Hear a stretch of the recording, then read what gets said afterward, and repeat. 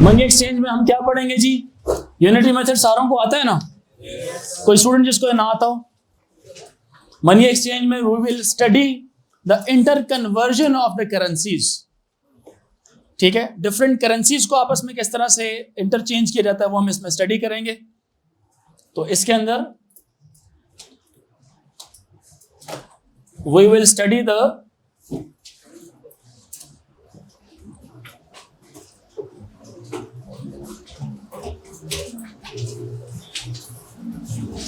Interconversion of currencies. Money exchange के साथ one of the very important thing that is associated is known as exchange rate. क्या चीज associate करती है? Exchange rate. Money यहां पे किसका नाम है? Currency. We are talking about currency. Exchange rate किसको कहा जाता है? जब कभी भी कुछ इस तरह की चीज लिखी हो, $1 is equals to for example 300 rupees. $1 is equals to 300 rupees, इसको कहा जाता है एक्सचेंज रेट। हमेशा सवाल में मुख्तलिफ तरह के क्वेश्चंस पूछे जाते हैं जिसमें एक करेंसी को दूसरी करेंसी के अंदर या तो कन्वर्ट करना होता है या तो आपसे वो ये चीज पूछता है कि एक्सचेंज रेट निकाल के बताइए। क्या निकाल के बताइए? एक्सचेंज रेट निकाल के बताइए। तो एक्सचेंज रेट का निशानी क्या होती है? एक साइड पर हमेशा 1 होगा, दूसरी साइड पर कोई दूसरी करेंसी हो सकती है, या 1 rupee is equal to x dollars वाली जो बात आएगी वो भी एक्सचेंज रेट कहलाएगा, या $1 is equal to x rupees जो भी है वो आपकी एक्सचेंज रेट कहलाएगा। या तो इंटर कन्वर्जन पूछता है या आपसे एक्सचेंज रेट पूछ रहा होता है। अब एक मिसाल ले लेते हैं।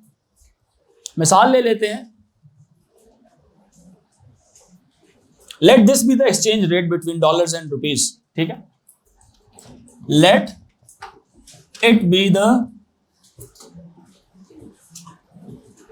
Exchange rate between dollar and rupees. Exchange rate की निशानी होती है any one side must have 1, any one side of the equality, any one side of equality must have 1, any one side of equality must contain या must have 1। ये मैंने exchange rate अपने वाले सवाल के लिए ये चीज मान लिया। बच्चे बाकी की तरह इनको बुलाए ना। नहीं, ये नहीं है, और भी है। इतने नहीं है यार, कुछ चेहरे थे ना पहले, वो नहीं है। देखें कहां पर है वो। Find the number of dollars received in return of, एक क्वेश्चन है,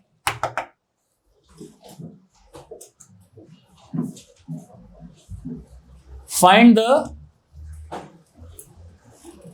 नंबर ऑफ डॉलर्स, या फाइंड द डॉलर्स रिसीव्ड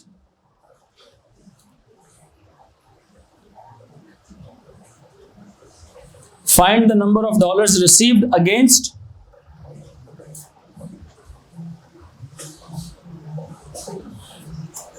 ₹75,000। और जब बच्चे पीछे बैठे हुए थे वो किधर गए?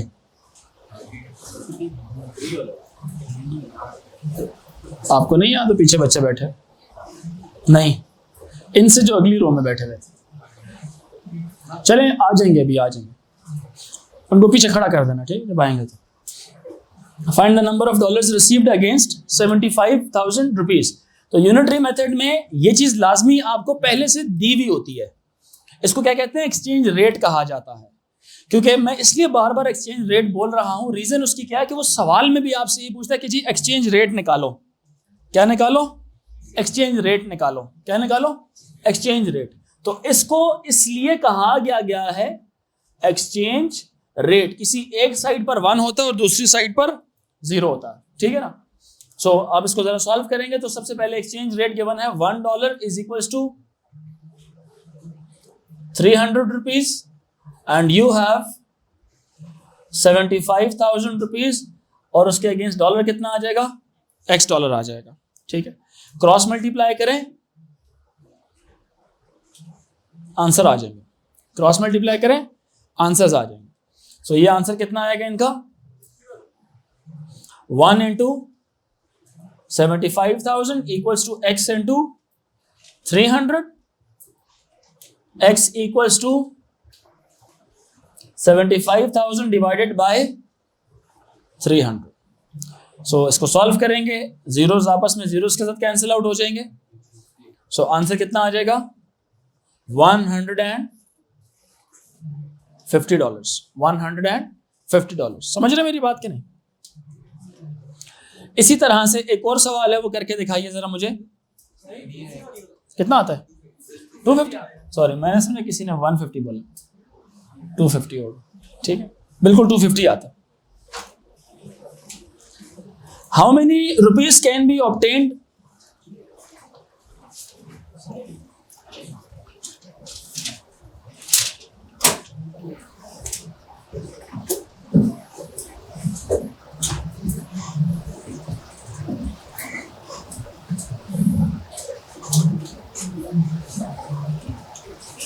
against $450, $1 equal to 300, $450 equal to x rupees. Again फिर से क्या करेंगे, cross multiply and you will find your answer. कितना आंसर आएगा, 3 जीरोस तो एज इट इज आ जाएंगे, 3 मल्टीप्लाई बाय 45 करेंगे तो 135 आता है। यस, क्या आ जाएगा इसका, रुपीस, क्या आ जाएगा, रुपीस। एक क्वेश्चन है, find the exchange rate between, Imran बात सुने, कुछ बच्चे नीचे गए होंगे, जरा नजर मार के आए। Find the exchange rate between Franks and rupees if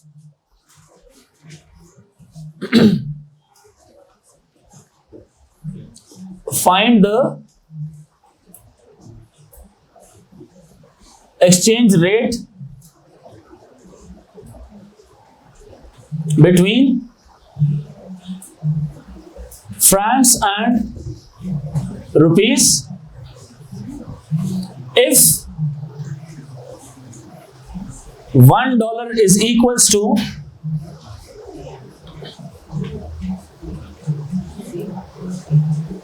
45 francs, $1 is equals to 45 francs। अब ये उसने एक्सचेंज रेट दे दिया है बिटवीन किस किस का, डॉलर का और फ्रैंक्स का। बात समझ आ रही है कि नहीं? नहीं, कन्वर्ट नहीं करेंगे, ये एक और तरीके में बताता हूं आपको, वो तो ऑलरेडी कन्वर्टेड है। जब इसमें एक बात है, जनरल बात है, जब मैथ्स का एक असूल है, अगर ए बी के इक्वल हो और बी सी के इक्वल हो तो नेचुरली क्या होता है, ए किसके इक्वल होता है, सी के इक्वल होता है। ऐसा होता है कि नहीं होता? मैथ्स का असूल है, अगर ए और बी बराबर हैं और बी और सी बराबर, तो ए और सी भी क्या है, बराबर है। अगर $1 45 के बराबर है,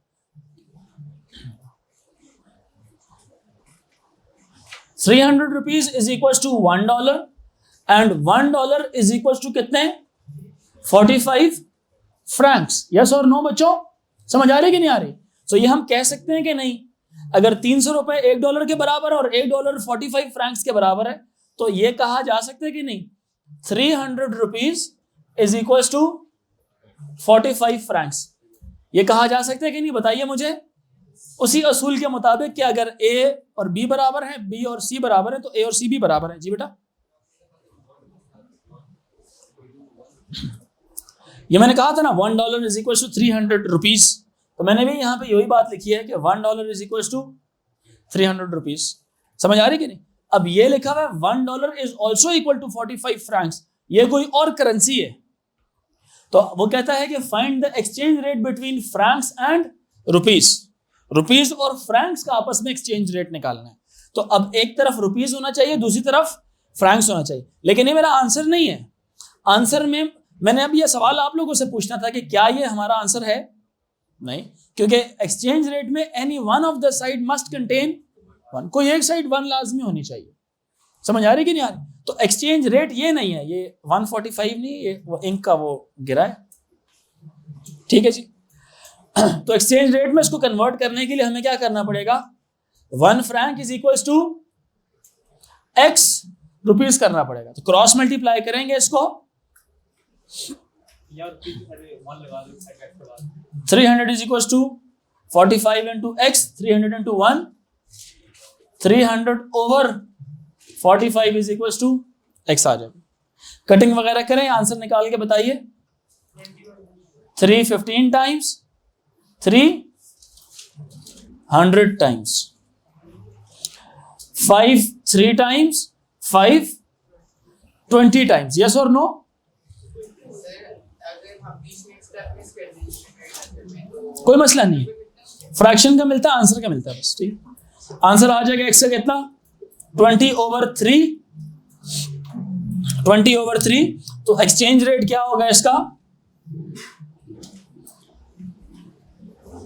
1 franc is equal to 6 point, वैसे तो अगर देखा जाए तो 6.66 लिखना चाहिए, 667 लिख देते हैं।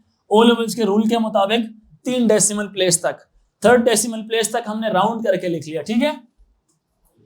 ये क्या हो गया हमारा?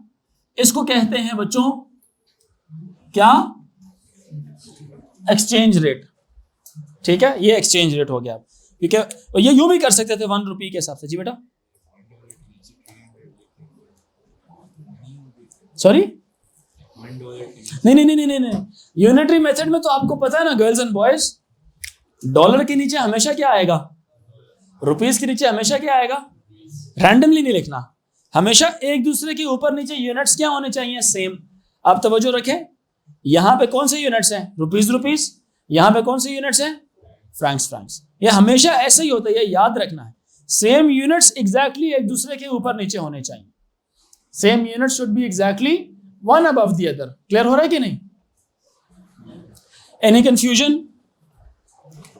बताइए सारे बच्चे, कोई मसला है यहां तक? कोई कंफ्यूजन? ये मिटा दो यहां से। अच्छा, एक्सचेंज रेट अभी चल रहा है, सही है। एक और सवाल भी है, ये मुश्किल नहीं है, आसान है। सिर्फ एक्सचेंज रेट को समझ लें कि one side of the equality must be one.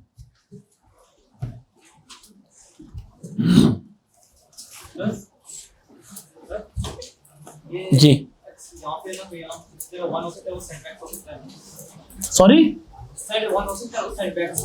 मैंने कल बताया था आपको, इस एक्सप्रेशन को आप बहुत सारी शेप्स में लिख सकते हैं। अब इसको ऐसे भी लिख सकते हैं, rupees x is equal to 1f लिख दें, और rupees 300 is equal to 45 francs. This is one of the methods. इसी को आप यूं भी लिख सकते हैं, 1f is equal to rupees x, 45 francs is equal to 300 rupees. आप यूं भी लिख सकते हैं, और एक तरीका मैंने वहां पे भी लिखा हुआ है, x नीचे लिख दिया। अब इसको यूं भी लिख सकते हैं, ये नहीं कर सकते सर कि x इक्वल टू 1 रुपी नहीं, x इक्वल टू 1 है, ये लिखा है, ये अगर x सेट लिखते हैं 1 सेट वो लिखा। तो मैं सारी शेप्स दिखा रहा हूं। आप इसको ऐसे भी लिख सकते हैं, आप इसी यूनिटरी मेथड को ऐसे भी लिख सकते हैं, ऐसे भी लिख सकते हैं, और इस x को यहां पे यूं भी लिख सकते हैं, 45 francs 300 rupees x is equal to 1 franc. अब इसमें चारों ऑप्शंस बता दिए मैंने, x एक तरफ राइट पे नीचे, और x एक तरफ राइट पे ऊपर, x एक तरफ लेफ्ट पे ऊपर, एक x राइट लेफ्ट पे नीचे। चारों जैसे मर्जी लिखे। शर्त पता क्या है? एक तो ये नोट डाउन करना है आपने, यूनिट्स सेम साइड पर सेम होने चाहिए। दूसरा ये नोट डाउन करना है कि आमने सामने जो वैल्यूज है ये कैसी होनी चाहिए? सेम होनी चाहिए, ये ठीक वैल्यूज होनी चाहिए। जैसे ये वाली वैल्यूज क्या होनी चाहिए? एक्यूरेट वैल्यूज होनी चाहिए। समझ रहे मेरी बात के नहीं? ये इस चीज का बस मेक श्योर करना है, इस चीज का ख्याल रखना है आपने। यहां तक कोई मसला तो नहीं है? अच्छा जी, एक लंबा तरीका भी था इसका एक्सचेंज रेट निकालने का, कि पहले दूसरे डॉलर्स का उसके साथ निकालें, फिर उसको इसमें कन्वर्ट करें। ये ज्यादा आसान था, हमने कर लिया अभी। ये हमने कर लिया कि नहीं? ये वाला कौन सा एक्सचेंज रेट है? 1 rupee is equal to F francs वाला। एक और भी कर सकते थे, जैसे आपने तो ये वाला तरीका अप्लाई किया ना, आप इसमें यूं भी कर सकते थे, जैसे लिखा हुआ ना 45 फ्रैंक्स इज इक्वल टू कितने रुपीस? 300 रुपीज। आप ये भी कर सकते थे, सुनना जरा, ये भी एक्सचेंज रेट का ठीक ही जवाब होता गर्ल्स एंड बॉयज, अगर यहां पे क्या लिखा जाता? 1 rupee is equal to X francs लिखा जाता। इसमें और उसमें फर्क क्या है? वहां पे 1 franc is equal to given rupees आएगा, यहां पे 1 rupee is equal to given francs आएंगे। क्लियर हो रही है मेरी बात के नहीं?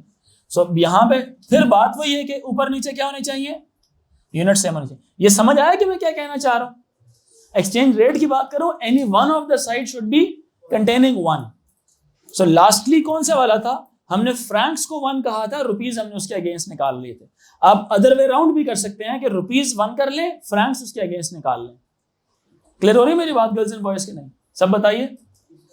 अच्छा, क्लियर हो गया? तकदीस आज अटेंडेंस हुई थी नीचे की क्लास में? अटेंडेंस लाओ, मैं बता दूंगा कौन बच्चे एब्सेंट है। बच्चे मुझे कह रहे थे हमने हवा खाने जाना है। हाँ, इनकी वो मार खाने वाली हरकतें थी, ये हवा नहीं खानी इन्होंने।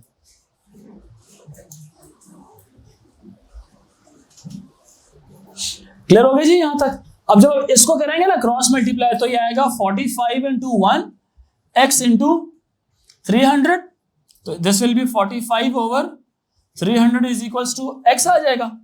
समझ रहे मेरी बात के नहीं? तो पहले आपकी फ्रैक्शन थी 300 ओवर 45, अब ये बन जाएगी 45 ओवर 300, दैट इज नाउ 3/20 बन जाएगी। समझ आ रही मेरी बात के नहीं? समझ आ रही गर्ल्स एंड बॉयज? तो इसका जवाब क्या आएगा फिर? 0.15। अभी 3/20 है ना, लेकिन इसका एक्सचेंज रेट कैसे लिखेंगे? ₹1 इज इक्वल टू कितने फ्रैंक्स? ये भी क्या है? एक्सचेंज रेट है। ये भी क्या है? Exchange rate. यहां तक सबको समझ आ रही है कि नहीं? सब बच्चे बताइए। एवरीवन, सबको क्लियर हो गया? ये भी ठीक जवाब है, वो भी ठीक जवाब है। फैक्ट, क्योंकि जब वो कहते हैं ना एक्सचेंज रेट निकालें, तो इसका मतलब ही होता है any one of the side must contain 1। Girls and boys सबको समझ आ रही है? अच्छा, how many francs would be obtained if we have? How many francs would be obtained if we have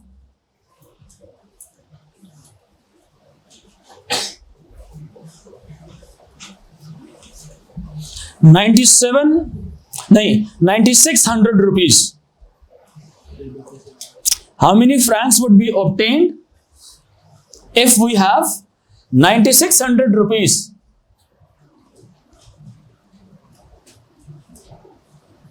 करके दिखाइए इसको। आप चेक कर ले, जो बच्चे एब्सेंट है, मुझे तो 2 का ही याद है क्योंकि they communicated with me and we have to take action against them. How many francs would be obtained against 9600 rupees? अभी ही जाइए, इनके घर कॉल कीजिए और उनको बोलें कि ये बच्चे ब्रेक के बहाने, सर उसामा को बोलें वो कॉल करेंगे, ठीक है? एक तो लाजमी दी हुई है, एक बात तो लाजमी तय थी, जो $1 इक्वल टू 300 रुपीज। इसी तरह से ये भी क्वेश्चन का हिस्सा था कि $1 इज इक्वल टू 45 फ्रैंक्स। अभी उसने कहा है ना कि find the how many francs would be obtained against 9600 rupees. अब इसका जो एक्सचेंज रेट है ना, वो अगर नहीं दिया हुआ तो आपने फाइंड तो किया हुआ है ना। फाइंड कैसे किया है? ये हमने निकाल लिया था, ये वाला यूज कर लें या वो यूज कर लें, एक ही बात है। ₹1 इज इक्वल टू 0.15 फ्रैंक्स। जो मर्जी इस्तेमाल कर लें, आपका आंसर सेम आएगा। समझ रहे कि नहीं? नहीं अलाउड, अभी भी नहीं अलाउड। बगैर कैलकुलेटर के करें, क्रॉस मल्टीप्लाई करें। अब देखें मैं कैसे कर रहा हूं। 9600 मल्टीप्लाई बाय 0.15। पिछला सवाल का जवाब है ना ये। 0.15 कहां से आ रहा है? 3/20 से आ रहा है। तो यहां पे मैं क्या लिख दूंगा? 3/20 20 लिख दूंगा। ये 0 इस 0 से कैंसिल आउट होगा, समझ आ रही कि नहीं? 2 1s are and 2 40 4 80s are। Clear हो रही मेरी बात कि नहीं? स्टिल आप 3 के साथ मल्टीप्लाई करा सकते हैं, तो x का आंसर कितना आ जाएगा? 3 zeros are 0, 3 8s are 24, 2 carry चला गया, 3 4s are 12, 12 plus 2 is 14। तो आपके पास आंसर्स कितने आ जाएंगे? 1440 फ्रैंक्स। बच्चों समझ आ रही है कि नहीं? 1440 फ्रैंक्स आंसर आ जाएगा। ठीक है, एक मिनट मैं ये मिटा देता हूँ यहाँ से। अब पूछें सवाल। क्योंकि वो 0.15 की मल्टीप्लिकेशन आप लोगों के लिए मुश्किल थी, कटिंग आसान थी, तो इसलिए मैंने 3/20। तो जब मैं सवाल कर रहा हूं तो मेरे सवाल में पिछली वैल्यूज चल रही हैं, ठीक है ना? मैं इग्नोरेंट नहीं हूं। तो मैं जब इग्नोरेंट नहीं हूं मतलब मैं कंसंट्रेशन से सवाल कर रहा हूं। तो जो पिछले सवाल का जवाब था 0.15, उसकी फ्रैक्शनल फॉर्म थी 3/20, तो इसलिए मैंने 3/20 लिखा, कटिंग हमारे लिए आसान हो गई थी। ठीक है ना? अदरवाइज तो कैलकुलेटर गिवन होगा, लेकिन जो चीजें बगैर कैलकुलेटर के हो रही हैं वो तो करो ना यार, सब दिमाग इस्तेमाल करना ना। कौन से वाली? 6.66 वाली? वो क्या होता? 20/30 होता। हम उसको 20/30 ले लेते ना, उसमें भी क्या मसला है? उसमें भी मसला तो नहीं है। अगर आप दूसरा वाला लेते हैं, मिसाल के तौर पे आप लिखते हैं ₹9600 is equals to x francs चाहिए, आप वो ले लें। वो लिखा हुआ है क्या? 1 franc is equals to ₹6.667, cross multiply करें 9600 is equals to x multiply by 6.667, यहाँ पे इंटू 1 हो जाएगा। तो ये कितना हो जाएगा? 9600 is equals to x। This is 620/3। Girls and boys, what is this?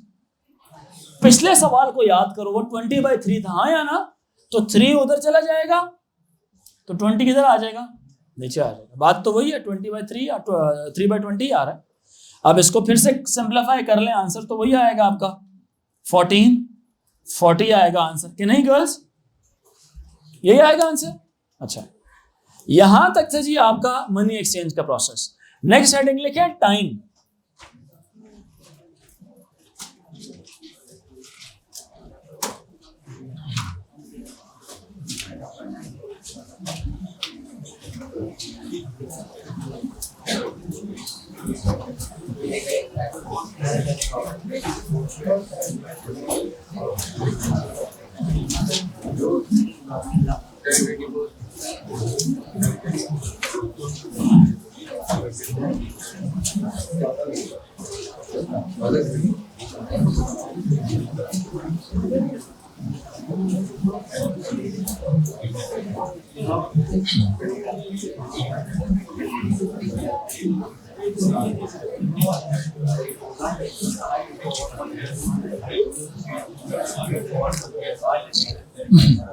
Next concept है, अच्छा बात है बांधव, नेक्स्ट कॉन्सेप्ट है बच्चों हमारा टाइम का।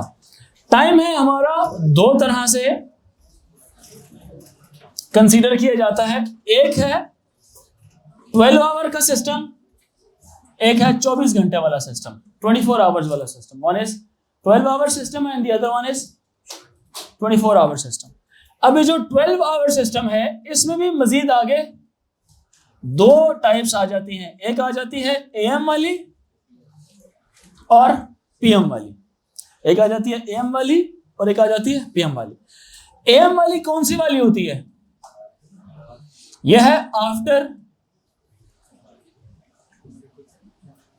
मिडनाइट, आफ्टर मिडनाइट, और ये वाली है आफ्टर नून, दोपहर के बाद। ठीक है,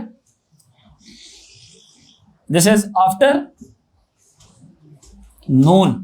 मिडनाइट बोला जाता है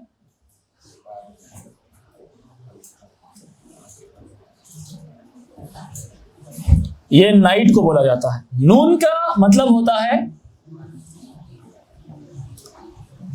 12 बजे। ये मिडनाइट आ रही है रात के लिए और ये आ रहा है किसके लिए? दोपहर के लिए। ठीक है, नून कहा जाए, नून का लफ्ज कभी सवाल में आए ना तो इसका मतलब होगा 12 PM। मिडनाइट का लफ्ज कभी सवाल में आए ना तो उसका मतलब होगा 12 AM। ठीक है ना। वैसे इनको anti meridian and post meridian भी कहा जाता है। This is for evening time, ये इस्तेमाल होता है इवनिंग के लिए, इवनिंग वाले टाइम्स के लिए, और ये इस्तेमाल होता है मॉर्निंग वाले टाइम के लिए। बच्चों इनमें फर्क तो पता है सारों को, मॉर्निंग वाला टाइम और इवनिंग वाला टाइम। ये जो सा टाइम होता है एएम वाला, ये कहां से कहां तक होता है? ये मिडनाइट से स्टार्ट होता है, मिडनाइट से कहां तक जाता है? ये नून तक जाता है। ठीक है। और ये वाला टाइम कौन सा वाला है? ये नून से स्टार्ट होता है और कहां तक जाता है? मिडनाइट तक जाता है। ठीक होगी मेरी बात कि नहीं? अब नून कहा जाए, to be very very very precise, if I am very precise, तो मैं इसमें ये कह सकता हूं कि ये जो नून है, नून से थोड़ा सा पहले, कि नहीं? नून से थोड़ा सा पहले, कितना पहले? ये होगा 11:59 एंड 59 सेकेंड्स एएम में चलेगा। ये समझ रहे बच्चों के नहीं? अहमद इमरान, बैग्स पड़े हुए पीछे इनके,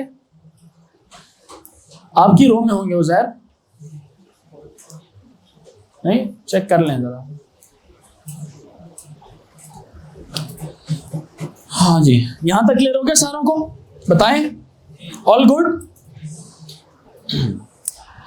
वैसे मेरे जहन में ना एक वैसे एक न्यू ना एक कह लें कि लिखने का एक तरीका आ रहा है कि हम इसको इस तरह लिख सकते हैं कि नहीं, वही इनइक्वालिटीज की सूरत में अगर एम को बोला जाए AM is less than noon, ऐसा कहा जा सकता है कि नहीं? Less than noon and greater than equal to, क्यों बच्चों?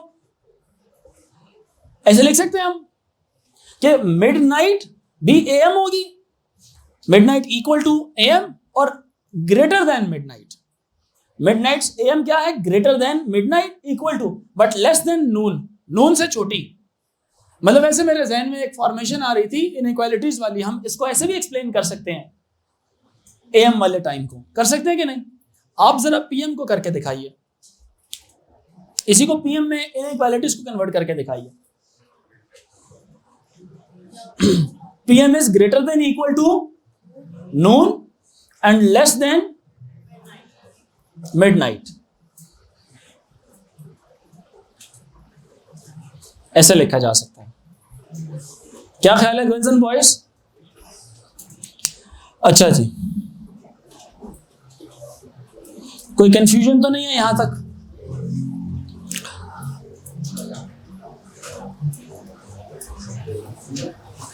Twelve hour system and 24 hour system. 12 hour system में कहानी शुरू कहां से होती है? बाय डिफॉल्ट उन्होंने कहा है कि यार मिडनाइट से शुरू करते हैं। कहां से? 12 AM। इसको यहां पे क्या कहा जाता है? 0000 कहा जाता है। इस टाइम को दोनों जुबानों में मिडनाइट ही कहा जाएगा। गर्ल्स एंड बॉयज नजर आ रहा है कि नहीं?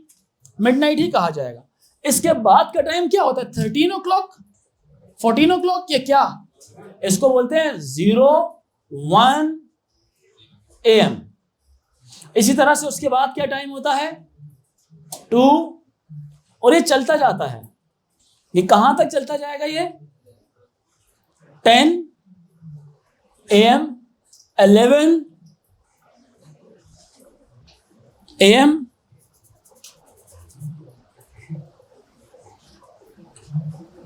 एक लफ्ज सुनना जरा, इसके फौरन बाद एक आएगा, मतलब फौरन बाद तो नहीं, एक आएगा 11:59। ये भी क्या चल रहा है? AM चल रहा है। इसके बाद क्या आ जाएगा? 12। अगला टाइम कौन सा होगा? PM। इसको क्या बोलेंगे? क्या बोलेंगे? नून। अच्छा, ये जो सा टाइम है, ये यहां पे क्या हो जाएगा? 0100। ये यहां पे क्या हो जाएगा? 02 00 और ये चलता जाएगा नीचे। सिमिलरली ये टाइम आएगा 10:00, ये आ जाएगा 11:00, ये आ जाएगा 11:59। इसको स्टिल यहां पे तो वही 12 ही हो जाएगा ना ये, लेकिन इसको इस दुनिया में भी क्या कहा जाता है? नून कहा जाता है। ठीक होगी मेरी बात की नहीं? क्या कहा जाता है? नून। समझ रहे सारे बच्चे? नहीं लगाते होते, मैं बताता हूं इसके ऊपर। जब इसके बाद आएगा ना यहां पे आएगा फिर से 01, यह आ जाएगा PM, यहां पे आ जाएगा 13। क्लियर हुई मेरी बात की नहीं? जी जी जी बेटा,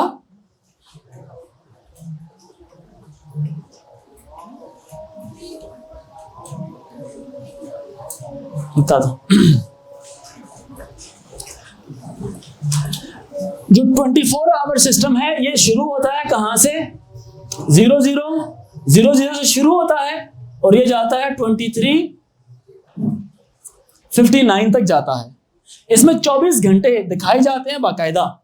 कहानी दोनों की शुरू होती है इधर से, यहां पे 00 से शुरू होगी, यहां पे 12 AM से शुरू होती है, जिसको मिडनाइट भी कहा जाता है। जैसे जैसे रात का 1 घंटा बढ़ेगा तो रात के 1 बज जाएंगे। दिन का आगाज यूं कह लें कि हमेशा मिडनाइट से होता है। 1 बज जाएगा, 2 बज जाएगा और चलते चलते चलते नीचे जाता रहेगा ये 3, 4, 5, 6, 7, उधर भी इसी तरह से इंक्रीज होता रहेगा। सुबह के जब 10 बजेंगे तो उधर भी 10, 11 पे 11, 11:59 पे 11:59, 12 बजेंगे, यहां पे एक तब्दीली आनी है। AM से अब चीज किस में कन्वर्ट हो गई है? नून पे, नून पे कन्वर्ट हो जाएगी। और यहां पे भी 12 लिखेंगे।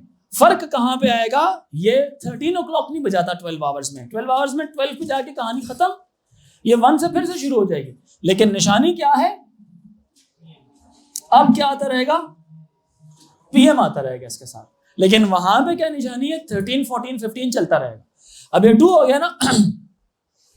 जब ये नीचे जाता रहेगा, जब यहां पे 11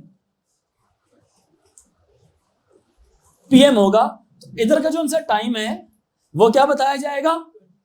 2300 लिखा जाएगा। 23 इकट्ठा और 00 इकट्ठा, मतलब 23 और 00 में थोड़ा सा गैप आएगा, थोड़ा सा फासला होगा। ठीक है, इसी तरह से यहां पे दोबारा जब जाएंगे तो जब रात के फिर से क्या हो जाएंगे? 12, अब क्या हो जाएगा? यहां पे AM हो जाएगा। ये फिर क्या कहलाएगा? ये हो जाएगा मिडनाइट। यहां पे क्या हो जाएगा? ये 00:00। और ये स्टोरी किसकी है? अब बताइए मुझे। हाँ बताओ ना। ये नेक्स्ट डे स्टार्ट हो चुका है, तो मतलब कहा जाए यहां से लेकर यहां तक क्या था? 24 hours is equal to 1 day था। 24 hours is equal to 1 day. समझ आ रहा है सारों को कि नहीं? सब बताइए। अच्छा, यहां पे अब कभी आप में से, मतलब आपने कभी पता नहीं उसमें देखा होगा कि नहीं, मूवीज में ना, मूवीज में मुख्तलिफ जो फौजी होते हैं, मिलिट्री पीपल, वो टाइम मुख्तलिफ तरीके से बताते हैं। 24 आवर सिस्टम में बोलते भी ऐसे जी 1600 पे मिलेंगे, तो 1600 पे मिलने का मतलब क्या है? वो 4 बजे की बात कर रहा है। अगर वो कहते हैं ना 1420 पे ऑफिस रिपोर्ट करना, 1420 क्या मतलब है? 2:20 पे। हाँ, मर्जी उनकी अपनी मर्जी है। उनकी ट्रेनिंग ही ऐसे होती है ना कि जहां पे वो खड़े हैं उन्होंने अपने हिसाब से 0 डिग्री बना लो, कहते हैं जी 20 डिग्री के ऊपर फायर करो, तो वो एंगल मेजर करते हैं कि यहां से 20 इधर उधर होगा तो साथ ही देखेंगे नहीं कौन है, बट फायर कर देंगे। समझ आ रही बात ही कि नहीं? सो उनकी अपनी कैलकुलेशंस होती हैं, वो इस हिसाब से कैलकुलेट कर रहे होते हैं चीज़ों को। खैर, वैसे एक एग्जांपल आई थी कि दुनिया में ये भी इस्तेमाल होते हैं। प्रैक्टिकल जगह में दुनिया यूज़ करती है 24 आवर्स को। आपके डिजिटल वॉच भी 24 आवर्स यूज़ करिए। सेटिंग तो अपने हिसाब से चेंज कर सकते हो। एनालॉग पे 12 घंटों का सिस्टम होता है। ठीक, खैर निशानी 2 मिनट रुको। एक बात तो यह है कि जो 24 आवर सिस्टम और 12 आवर सिस्टम में कॉलम्स हमेशा 12 आवर सिस्टम के साथ आते हैं। किसके साथ आते हैं? 12 आवर सिस्टम के साथ। यहां पे कभी भी कॉलम नहीं देना आपने, यहां पे हमेशा क्या है, आप नोट कर रहे हैं कि नहीं, यहां पे एक स्पेस दी हुई है, यहां पे क्या होगी, स्पेस दी हुई। क्लियर हो रही है मेरी बात के नहीं? इसी टाइम को यूं भी लिखा जाता है, अगर 5:15 बज रहे ना शाम के, 5:15 PM हो रहा है, उसको यूं भी लिखा जा सकता है 17, 15, और समटाइम यूं भी लिखा जाता है आवर्स। इसका मतलब ही क्या है, 05:15 PM। बच्चों समझ आ रही कि नहीं आ रही? सब बताइए, सवाल पूछो बशाम। अच्छा ये ट्रिकी पार्ट नहीं था, ये तो वैसे वोकैबुलरी थी ना टाइम की। ट्रिकी पार्ट आता है इसकी एडिशन, सब्ट्रैक्शन और जो ट्रेवलिंग रिलेटेड प्रॉब्लम्स होते हैं, उसमें कुछ चीजें हमें डिस्कस करनी पड़ती है। टाइम डिफरेंस वाला, कि अभी इस मुल्क का टाइम क्या हो रहा है, लंदन का टाइम क्या हो रहा होगा, तो हम किस तरह से उसको कैलकुलेट करेंगे। तो खैर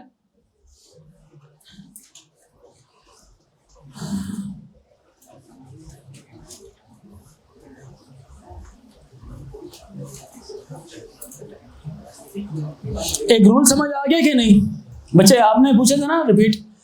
सिंपल तरीका है, अगर तो टाइम आपका PM में होगा और आप 24 आवर्स में जाना चाहते हैं, जस्ट सिंपली आवर्स में 12 ऐड कर देना, ठीक है? If the time is in PM, just simply add 12 hours in it, you will get your answer in 24 hours. जैसे फॉर एग्जाम्पल मुझे बताएं 7 PM में कितना क्या टाइम होगा? 7 PM में 24 आवर्स में कितना होगा गर्ल्स, आप बताओ। 7 PM में कितना? 9 PM में कितना? 9 PM में कितना? लड़कियों को नहीं आता, सोफिया को नहीं आता। 9 PM में कितना टाइम होता है? अबे घड़ी नहीं यूज की, मार्स से आए हैं। चले पहले मुझे बताएं 3 PM में क्या टाइम होगा? 24 आवर्स। 3 PM है 15। 3 PM में कितना होगा? 15।